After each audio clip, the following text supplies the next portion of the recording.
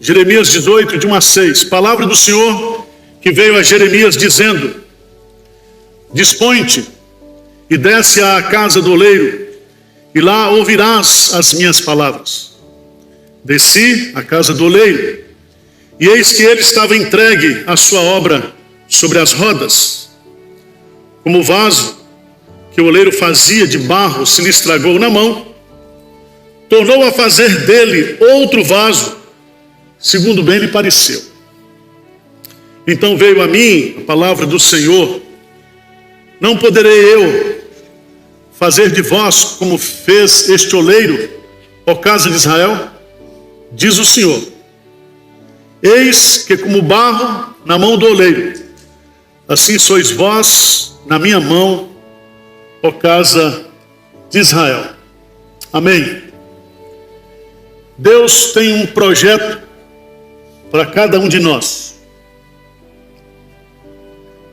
Nós somos criados por Deus para sermos dele e para a glória dele. O profeta Jeremias, ele é conduzido, chamado por Deus a descer numa olaria, e ele se dispõe e desce. E é muito bonito porque as mensagens de Deus, tanto no Antigo Testamento quanto no Novo Testamento, elas são ensinadas a partir de coisas simples que existem no mundo. Se Jesus ensina a sua providência, dizendo que nós devemos olhar para os lírios dos campos, se Jesus compara encontrar a Cristo com uma pérola de grande valor e abrir mão de tudo, o profeta recebe aqui uma mensagem de Deus a partir dessa descida. Ele vai à casa do oleiro, amando de Deus, e ao chegar ali, diz o versículo 3, eis que lhe estava entregue a sua obra sobre as rodas. Aqui eu queria destacar 3 pontos fundamentais nessa narrativa. A primeira delas é que o oleiro aqui é Deus. Deus Pai, Deus Filho, Deus Espírito Santo. Veja, por favor, lá em Gênesis capítulo 2, no versículo 7, que diz assim: então formou o Senhor Deus ao homem do pó da terra, e lhe soprou nas narinas o fôlego de vida, e o homem passou a ser o quê? Alma vivente. Façamos o homem a nossa imagem, a nossa semelhança. Então Deus nos criou como vasos, Mas ele não somente nos criou, mas se você for para Efésios, capítulo 2, versículo 10, veja lá, por favor, Efésios capítulo 2, versículo 10, diz assim: pois somos feitura dele, criados em Cristo Jesus para as boas obras, as quais Deus de antemão preparou para que andássemos delas. Nós somos feitos vasos para Deus, criados no nosso nascimento. Mas nós somos também, em Cristo Jesus, pelo poder do Espírito Santo, criados como poemas de Deus através da regeneração, da conversão. E é tão bonito observar o texto, porque o oleiro estava entregue à sua obra. Então a obra de Deus aqui é nos fazer. A obra de Deus aqui é nos refazer. A obra de Deus aqui é desenvolver um processo de construção espiritual na minha vida e na sua vida. Deus, ele é reconhecidamente, e eu queria chamá-lo para o texto de Isaías capítulo 64, verso 4. Por favor, Isaías capítulo 64, para você entender. Isaías capítulo 64, no versículo 8, diz assim: mas agora, ó Senhor, Tu és o nosso Pai, aquele que nos deu a origem. Tu és o nosso Pai, aquele que nos gerou em Cristo Jesus.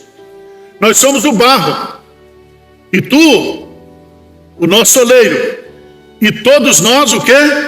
Obras das Tuas mãos. Se nós fôssemos trabalhar os atributos desse oleiro, nós diríamos que o oleiro, quando vai fazer o vaso, ele tem na sua mente um conceito de vaso. Porque se você olha para o púlpito, você tem aqui um símbolo e você tem um significado. Então, Deus, e eu queria chamar a sua atenção, quando Ele resolveu nos fazer individualmente, você é um vaso único. Você é um vaso exclusivo.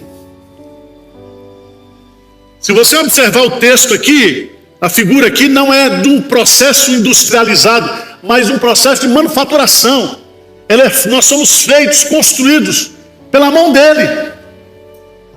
Lembre-se que em Gênesis capítulo 1, quando tudo foi criado, Deus criou tudo pelo poder da sua palavra. Mas quando Ele constrói o homem e a mulher, Ele usa as suas próprias mãos. Então nós somos feituras dele. Feituras dele. Deus nos criou de forma singular. Cada vaso aqui é singular, cada pessoa é singular. Deus também nos criou com habilidades. Por isso que a Bíblia fala lá em 2 Timóteo que a igreja é como uma grande casa. Existe vasos de ouro, vasos de madeira, vasos disso, vasos daquilo. Há vasos que estão na entrada da casa, há vasos que estão na mesa da casa, há vasos que estão na... Os vasos, eles servem para definir aquilo que Deus tem, o projeto de Deus, o propósito que Deus tem para cada um de nós. Se você observar bem o texto, você vai descobrir que o oleiro, ele faz de forma soberana. É muito interessante quando você vai lá para Romanos capítulo 9. Romanos capítulo 9. Versículo 19. Tu, porém, me dirás de que se queixa ele ainda, pois jamais quem resistiu à sua vontade. Lê comigo o versículo 20, por favor. O que diz aí? Quem és tu, ó homem, para discutires com Deus? Porventura pode o objeto perguntar a quem o fez, porque me fizeste assim? Ou não tem o oleiro direito sobre a massa, para do mesmo barro fazer um vaso para a honra e outro para a desonra? Então Deus, ele é soberano. Isso vai acabar com todos os seus problemas de autoestima, tá? Porque você foi feito por Deus e Deus não faz porcaria. Esse é um ponto fundamental que a gente está perdendo o sentido teológico. É de que antes de compreender a doutrina da redenção, nós precisamos compreender a doutrina da criação. Ela é fundamental para definir a nossa identidade, aquilo que nós somos. Se você observar, há muitos detalhes aqui, mas eu quero passar adiante e descer. Se Deus, Ele é o oleiro, nós somos o quê? Os vasos.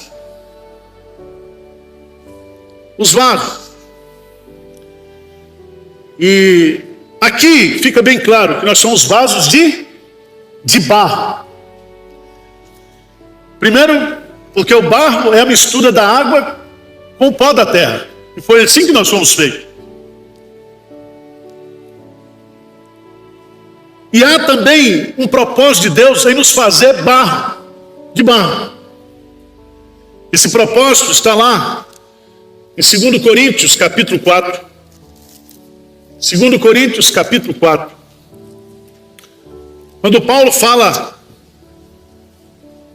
da conversão, ele diz no versículo 6, porque Deus que disse das trevas resplandecerá a luz, Ele mesmo resplandeceu em nosso coração para a iluminação do conhecimento da glória de Deus na face de Cristo. Agora lê comigo, por favor, o versículo 7.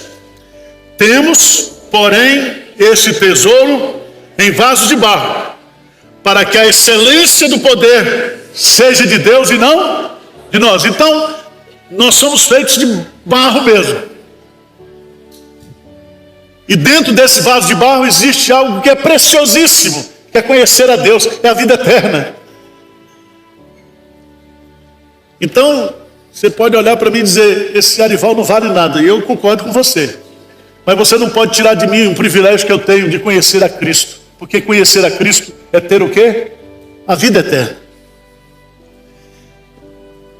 E Deus, na sua sabedoria, nos fez de barro, justamente para que a excelência da salvação, a grandeza da salvação, seja dele.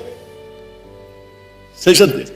Imagine vocês, nós já somos tão metidos, sendo de barro. Imagine se você fosse feito, né, de pérola, de diamante. E é bonito isso, porque nós somos pó. E ao pó nós retornaremos. Então isso destrói de nós toda a vaidade. Isso coloca em nós o sentido da fragilidade humana. Aquele que pensa que está de pé, cuidado que não caia. Isso mostra a brevidade da vida. Salmo 90, Deus é eterno e nós somos passageiros. Nós somos pó e ao pó nós retornaremos. Sugiro que você compre um vaso de vidro, enche de pó e põe lá na sua casa. E quando você se achar um mastro, você diz, olha Arival ali, olha fulano ali, olha para o vaso de pó, porque você é pó. E ao pó você o quê? Retornará. Mas o que é bonito aqui no texto, eu chamo a sua preciosa atenção, porque ele diz aqui, que nesse processo de salvação, nesse processo antes de criação, de salvação, esse processo se dá nas mãos de Deus. Quer dizer, eu e você estamos nas mãos de Deus. E mesmo nós estando nas mãos de Deus, nós poderemos o quê? Estragar.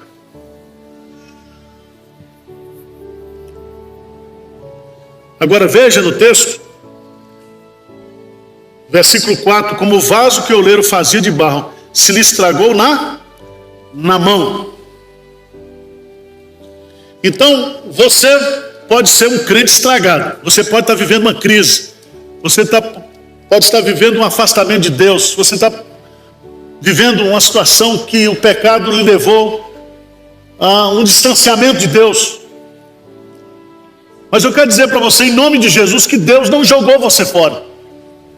Você continua o quê? Nas mãos de Deus.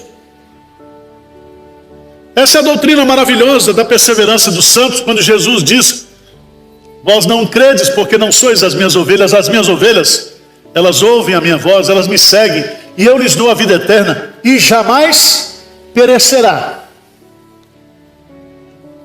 Elas estão nas mãos de Deus, como você está, como eu estou, como nós estamos.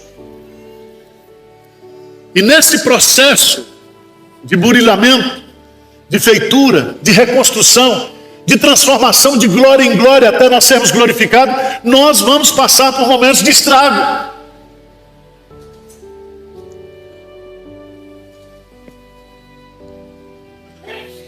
Mas é muito importante nós entendermos qual é a mensagem principal disso aqui, porque o contexto da produção dessa profecia é Israel que está longe de Deus, Israel que está prestes a receber o juízo de Deus, e antes de concretizar o juízo, Deus chama para misericórdia. Veja no versículo 11, no capítulo 18, que Deus diz assim, ora, pois, fala agora aos homens de Judá e aos moradores de Jerusalém, dizendo, assim diz o Senhor, eis que eu estou forjando mal e formo um plano contra vós outros. Convertei-vos, pois, agora, cada um do seu mal proceder, e emendai os vossos caminhos e as vossas ações. Então a mensagem aqui é uma mensagem de esperança, é uma mensagem dizendo assim: você está vivendo uma crise, você está estragado, mas Deus pode reconstruir, refazer você hoje. Ele pode começar uma obra de aperfeiçoamento na sua vida.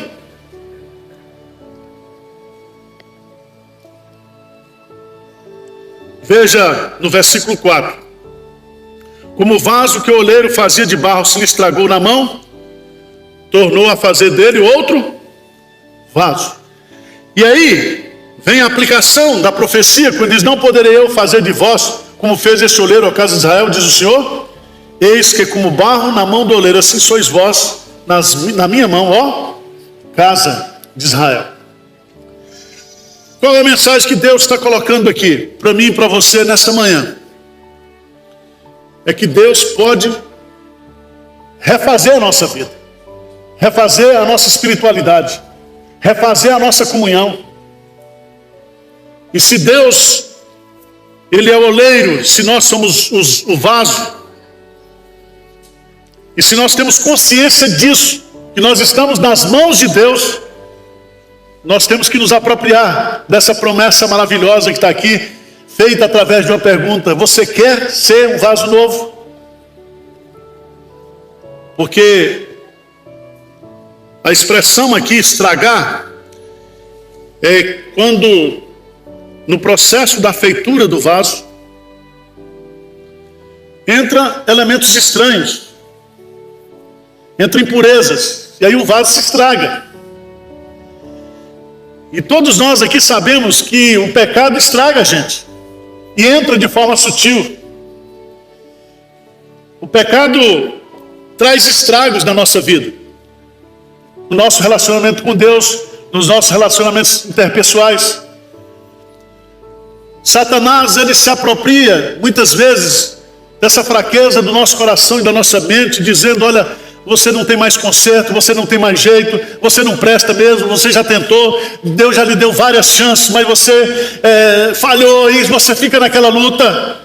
E o acusador fica trabalhando na sua mente, dizendo: olha, você não tem jeito, você não tem conserto. Mas eu quero dizer, em nome de Jesus, Deus pode consertar a sua vida nessa manhã. Ele pode refazer você. Agora, algumas coisas são importantes para eu e você entender, tá? Veja no versículo 4 que ele diz assim: que Deus nos fez segundo bem lhe pareceu. Porque às vezes a gente quer uma segunda chance, uma segunda oportunidade, um refazer de Deus na nossa vida, mas nós colocamos para Deus como é que Ele deve fazer e como nós queremos ser. Mas não é assim. Como bem lhe pareceu. E eu quero dizer para você que a vontade de Deus, ela é boa, ela é perfeita, ela é agradável. Então o que Deus quer fazer de mim e de você são pessoas agradáveis. Nós não fomos escolhidos por Deus porque éramos santos, perfeitos, não. Ele nos escolheu justamente para sermos perfeitos. E esse trabalho de perfeição é esse processo que está sendo tocado aqui, nós nas mãos do oleiro, sendo trabalhados por Ele.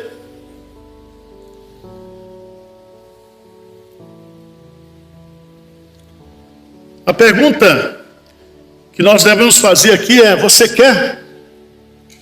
Porque essa é a pergunta que Deus faz. Não poderei eu fazer de vós como fez esse oleiro, ó casa de Israel?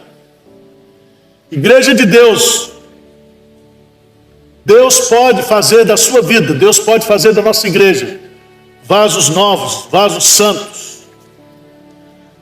Porque essa figura do vaso, ela é muito importante nós entendermos.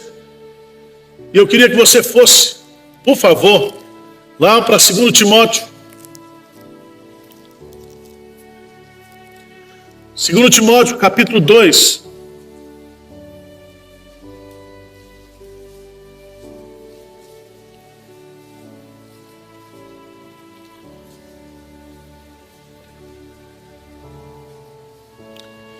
Diz assim, a partir do versículo 19: entretanto, o firme fundamento de Deus permanece, tendo este selo: O Senhor conhece os que lhe pertencem. E mais, aparte da injustiça todo aquele que professa o nome do Senhor. Vamos ler juntos, verso 20. Ora, numa grande casa não há somente utensílios de ouro e de prata, há também de madeira e de marro, alguns para honra, outros porém para desonra. Assim, pois, se alguém a si mesmo se purificar destes erros, será utensílio para a honra, santificado e útil ao seu possuidor, estando preparado para toda boa obra. Deus quer refazer você, porque Deus quer que você seja um vaso o quê? Útil nas suas mãos. Um vaso limpo, um vaso separado, um vaso santificado. Não adianta nós sermos vasos nas mãos de Deus se nós não temos nenhuma utilidade para Ele. E vocês, mulheres, sabem que vocês mesmos, raras exceções, não fazem comida em panela suja. Para fazer uma comida gostosa tem que limpar, tem que lavar. E sabe, esse processo de lavar, de santificar, não é eu que tenho esse poder. É o Espírito Santo que nos santifica. Mas eu preciso querer isso. Porque a pergunta de Deus é: eu posso fazer, vocês querem que eu faça ou não? Eu posso tirar as impurezas, eu posso tirar aquilo que está estragando sua vida. Eu posso fazer de você um vaso novo, útil. Amém? Algumas pessoas gostam de discutir essa matéria do vaso, entrando nessa discussão de vaso para honra e vaso para desonra. Vasos para salvação, vasos para perdição. Eu não entendo dessa matéria. O conhecimento é alto e é profundo demais para mim. Eu sei que nós somos eleitos por Deus para a salvação em Cristo Jesus. Ele quer nos santificar. Ele quer que nós sejamos vasos santos, sagrados, purificados, para sermos úteis no nosso interior e para refletirmos a beleza do Criador através da nossa vida. Vamos ficar de pé, vamos orar.